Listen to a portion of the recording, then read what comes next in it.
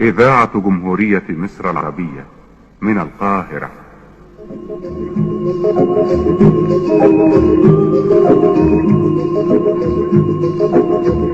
من حديقة الشعر والكلمات أقدم لكم قطرات الندى، لمحة شاعرة نقدمها لكم كل صباح. يا صباح الفل، يا صباح الورد، صباح الياسمين، صباحكم روقان، صباحكم مليان بركة، مليان صحة وستر وراحة بال. يا رب يحل أيامكم براحة البال، بالصحة والستر وجبر الخواطر، بكل ما تتمنوا يجعلوا كده بين ايديكم، اللهم امين. ما يحرمكم ابدا ولا يعوزكم ولا يذلكم لاي حد في الدنيا. قولوا امين، اللهم امين يا رب العالمين. صباح فتاح تجبر خواطرنا يا رب امين. يوم جديد، روتين جديد مليان روقان. بصوا بادئينه بالروقان الحلو ده اللي هو بيدي راحة نفسية ما بعدها راحة. المكان مش مهم يكون واسع او مهم يكون ضيق، مش مهم يكون عندك امكانيات الحاجه الواو الحاجه اللي هي الفظيعه، البرندات اللي انت جايباها، الحاجات اللي اسعارها كلها معديه. لا والله ابدا، المكان ببساطته وبنظافته وبجماله بيروح في حته تانية خالص. صاحيه كده مشطبه المطبخ كده من بالليل ومروقه على حالي كده من بالليل ودنيتي رايقه وكله تحت السيطره، وقلت ابدا يومي كده بكل نشاط.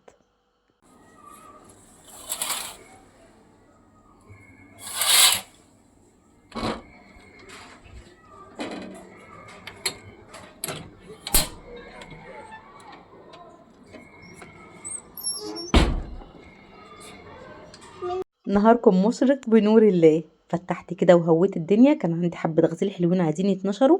نشرت الغسيل، وكنت لما غسيل من بالليل عايز يتطبق قعدت طبقته بعد ما خلصت نشر الغسيل. وقلت استعين بالله واتوكل على الله كده، واقوم اشوف حالي واشوف مصالحي واشوف دنيتي كده فيها بدري بدري كده. الحاجة اللي بتتقضى من بدري كله يعني كلها بتبقى بركة، ويومك كله بيبقى نشاط، وبتبقي كلك طاقة، وبتبقي عندك قدرة للعطاء، وعندك قدرة على سماع ولادك وعلى المناهدة معاهم وعلى طلباتهم وأسئلتهم اللي ما بتخلصش. ربنا يكبرنا فيهم ويرضينا فيهم ويرزق كل مشتاق بالذرية الصالحة، اللهم آمين يا رب العالمين. نشرت غسيلي وروقت على حالي كده وظبطت دنيتي. وتعالوا بقى ايه النهارده، موضوع قمر قوي وحلو قوي، شويه شطاره كده حلوين. لو انت هتفضلي طول عمرك قاعده حاطه ايدك على خدك عماله تتفرجي على اللي جابت وعلى اللي عملت وعلى اللي سوت وعلى اللي ودت وعلى اللي جددت، وانا قاعده حاطه ايدي على خدي، انت ما تعرفيش جوه بيوت الناس ايه.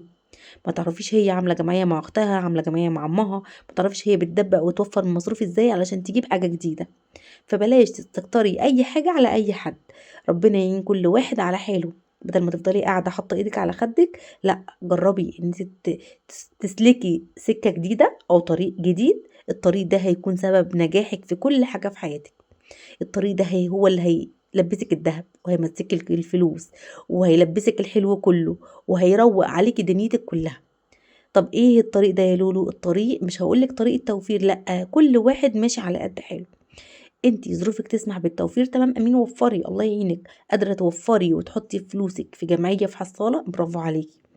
ما عنديش طاقه او فلوسي مش مكفيه ان انا لا احط في جمعيه ولا احط في حصاله، لملمي فتافيت الفلوس. عارفه ايه يعني ايه فتافيت الفلوس؟ يعني شويه الفك، شويه الفك ارميهم في حصاله، بعد اسبوع بعد شهر بعد سنه مش هتستهوني بيهم على فكره خالص، بالعكس هتكوني متكوله عليهم. يعني الجنيهات ارميها، إيه جات لك 5 جنيه على غفله ارميها، 10 جنيه ارميها. مش لازم احط مبلغ وقدره قد كده في الحصاله علشان ابقى عارفه ان انا بحوش. طيب، ممكن نستغنى عن فكره التحويش دي خالص، ويكفي بس ان انت تستري بيتك لغايه اخر الشهر. عارفة لو قدرتي تستوري بيتك لغاية آخر الشهر انت تبقي ست جدعة قوي قوي قوي قوي وتستاهلي. بصي حتة من الجنة كده. عارفة ان انت لو قدرتي تمشي شهرك من غير ما تستلفي ولا تتديني، تبقي ست بيت، برافو عليكي. الله يبارك لك ويعينك ويقويكي ويوسع رزقك ورزقك، اللهم امين يا رب العالمين. تعالي بقى، لو انا نفسي اوفر واتشطر ويبقى عندي مصدر رزق خاص بيا، اجي جايه بقى ببص على سلفتي اللي هي الله اعلم جايبه الفلوس منين، دي جايبه حاجه بالشيء الفلاني وجايبه بلوزه بالشيء الفلاني وجايبه وعامله ومسويه. على فكره مصروف البيت وفلوس البيت مش كفيله خالص ان هي تنغنغ الواحد على فكره خالص، احنا كلنا في مركب واحده. يعني انا ابقى بضحك عليكي لو قلت لك حاجه غير كده. مصروف البيت مكفينا اكل وشرب الحمد لله ببركه ربنا. عمرك ما هتجيبي حاجه للرفاهيه او حاجه زياده الا لو كان مثلا مستواك المادي لحد ما الحمد لله كويس، إلا إذا لو كانت ظروفِك كويسة، إلا إذا كان ليكِ شغل مصدر رزق يدخّل لِك قرش، أيًا كان مصدر الرزق ده إيه. ممكن تكوني بتعملي معجنات وتبيعي، ممكن بتكوني بتخبزي تعملي أكل جاهز وتبيعي، تكوني شغّالة من البيت أونلاين، تكوني شغّالة على النت، تكوني شغّالة شغل برّه البيت، تكوني شغّالة شغل في البيت بتربّي طيور وتبيعي. لازم يكون لِك مصدر رزق علشان تقدري توصلي لمرحلة الرفاهيات. عشان بس مش عايزاكِ تبُصّي على غيرِك وتفضلي تقولي دي بتجيب وبتعمل بتسوي، أكيد ليها مصدر رزق. عايزاكِ أنتِ كمان تتشجعي وتتحفزي وتحاولي إن هو يكون لِك مصدر رزق.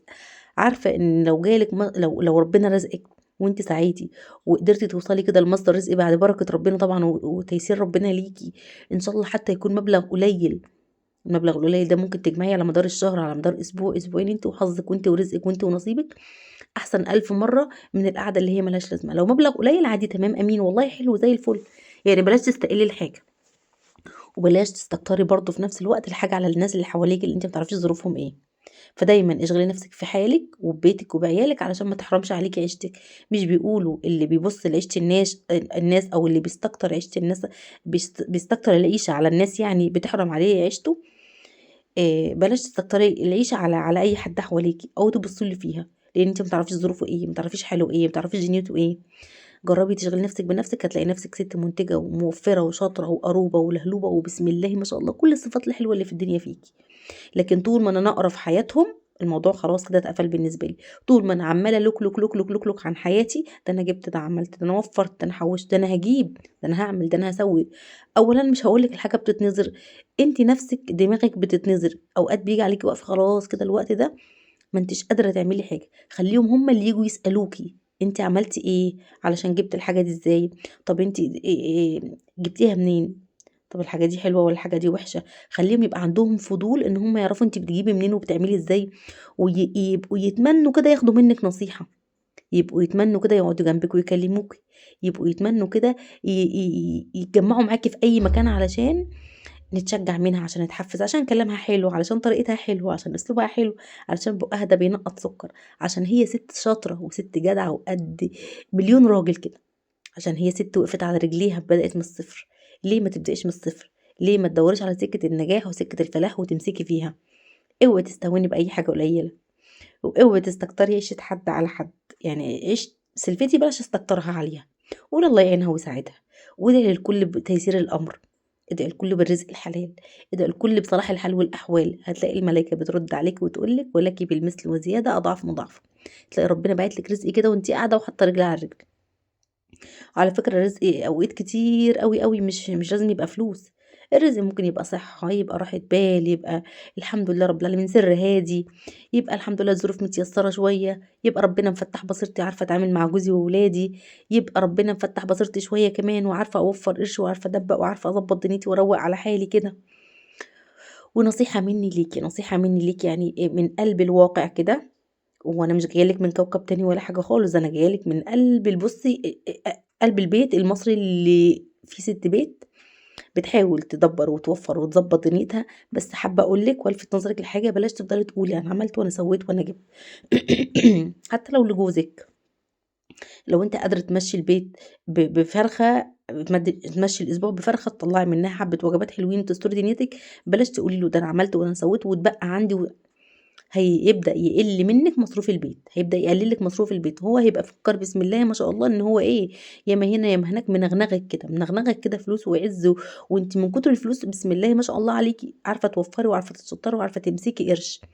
فبلاش تبيّني كل حاجة للي حواليكِ، حتى لو أقرب الناس ليكِ، احتفظي بجزء كده معيّن يبقى خاص بحضرتك. مش كل حاجة وأي حاجة ينفع تتحكى لأي حد، لأ لازم الناس يعني حبّة ناس معيّنين كده تبقي فارزاهم وتبقي واخدة احتياطاتِك منهم. ونصيحة مني ليكِ يعني بيقولوا كده السر اللي بيخرج بين اتنين ما يبقاش سر. يعني خلّي لنفسِك صديقة واحدة بس أو حد مامتِك، أختِك، حد يبقى قريب منِّك أوي هو اللي تتكلمي معاه. ممكن تاخدي رأيه في حاجة، أمر ضروري بالنسبة لِك، بلاش كل حد وكل من هَب ودَب يبقى عارف عنِّك كل حاجة. خلّيكِ مغلية نفسِك كده، خلّي اللي قدّامِك يبقى عنده فضول كده يبقى عارف إيه ده ما شاء الله عليها دي شاطرة أوي، دي دماغها حلوة أوي. دي بتتوفر وبتتشطر. انا بوفر واتشطر بس مش من وسع والله، بمبركه ربنا ليا الاول بالدنيا اللي بمشيها. يوم بطاطس محمره، يوم جبنه بطماطم، يوم مكرونه محمره وجنبها بطاطس مهروسه كده، اهرسيها كده وحط عليها حبه خضره من فوق، شويه ملوخيه ناشفه عادي شغال جنبهم، شويه رز من امبارح شغال وجنبهم شويه سلطه. مشي دنيتك. اليوم اللي هتكسريه في نزلتك السوق او في المصاريف اللي هتصرفيها صدقيني هيفرق معاكي جدا جدا. يوم على يوم، جنيه على 5 على 10، هتلاقي نفسك وفرتي في الاخر ومسكتي قرش ان شاء الله حتى على المدى البعيد، ان شاء الله حتى بعد اسبوع، بعد 10 ايام، بعد شهر، بعد 2، بعد 3. المهم هيكون معاكي حصاله فيها قرش، القرش ده انت مدكوله عليه. طيب بلاش القرش اللي انا مدكوله عليه ده، اعملي الرصيد لنفسك مع ولادك. لو انا مش عارفه اوفر فلوس خالص، ابدأي حوشي في ولادك، حوشي في قلوبهم حنية ليكي، طبطبة عليكي، حوشي في قلوبهم ذكريات حلوة ليكم مع بعض. مش كل حاجة في الدنيا فلوس، هي جزء لا يجزأ ما ينفعش نستغنى عنها، بس فرضنا ان جوزي هو اللي ماسك المصروف وانا مش عارفة اوفر حاجة او امسك منه اي حاجة. اعمل ايه عشان احس ان انا ست منتجة كده وست مش عايشة اكل واشرب وانام واقوم وبس؟ ابدأ اعمل رصيد حلو كده في قلوب ولادي ليا، شوية حنية على شوية طبطبة على شوية دلع على شوية كلام حلوين، هتبقي أغنى ست في الدنيا كلها. علميهم القناعة وعلميهم الرضا وعلميهم حب، ان هم يحبوا بعض ويحبوا نفسهم وما يرخصوش نفسهم لأي حد في الدنيا ويحبوكي قبل أي حاجة في الدنيا. ربنا يا رب يطرح البركة فيهم ويكبرنا فيهم ويرضينا فيهم ويفتح بصيرهم ويصلح حالهم وأحوالهم ويبعد عننا قساوة القلوب. قولي آمين يا رب، آمين. يا رب تكفينا شر قساوة القلوب، ما تجعلش قلوبنا قاسية أبدا، لا على نفسنا ولا على أولادنا ولا على أي حد قريب مننا. تملأ قلوبنا كده حنية، اللهم آمين. بصوا انا سايبه الروتين ماشي مع نفسه كده وعماله لوك لوك لوك لوك لوك لوك، بس والله مبسوطه بكلامي معاكم قوي. كلامي هو بيطلع لوحده تلقائي كده، بدون ترتيب ولا بدون تجهيز ولا اي حاجه، بس بحس ان انا يعني بسمع لنفسي الكلام ده اللي هو انا اول مره اسمعه، فممكن الاقي الكلام ده بيلفت نظر لحاجات كتير قوي ممكن اكون واخده بالي منها او مش واخده بالي منها، ابدا اركز فيها. ربنا يصلح حالنا واحوالنا ويراضينا كلنا ويطيب قلوبنا كلنا. كل حاجه في الدنيا محتاجه تعب، لازم تتعبي على الحاجه عشان تحسي بطعمها. الحاجه اللي مش هتتعبي فيها والله ما هتحسي بطعمها ابدا، هتحسي ان هي رخيصه وملهاش قيمه. لكن الحاجه اللي تتعبي فيها وتبداي تحوشي وتبقي بتفتفي من هنا ومن هنا ومن هنا، الله، الحاجه دي هتبقى غاليه عليكي قوي. ولادك اللي انت تعبانه معاهم وبتسهري معاهم وبصي مش قادره اقول لك، واكلين دماغك كده وما بتزعقلهمش، ما بتشفطوش وتنفري فيهم، يعني الحاجة وأجمل حاجة وأغلى حاجة في الدنيا بالنسبة لي. كل ما تتعبي أكتر في أي حاجة حواليكي هتحسي بطعمها وبقيمتها قوي. من الآخر كده بتبقي دافعة تمنها مقدم، فما بتبقيش خايفة من الأيام يا ترى أنا الحاجة الحلوة دي هدفع تمنها إيه. لا، إحنا دافعين تمن كل حاجة مقدم قوي، دافعين تمن كل حاجة غالي قوي قوي قوي. الحمد لله على كل نعمك يا رب، راضيين بأكتر من كده راضيين وبأقل من كده راضيين وفي كل الحالات راضيين. اللهم لك الحمد والشكر حمدا كثيرا طيبا مباركا فيه ملء السماوات والأرض وما بينهما. حط لايك حلو للفيديو بقى، حط كومنت حلو، ويا رب تكوني اتشجعتي وتحفزتي وتقومي تمسحي السلم وتدعكي كده الحمام دعكه حلوه، وصفي نفسك وصفي نفسيتك كده وروقي على حالك، ويا رب يكبر.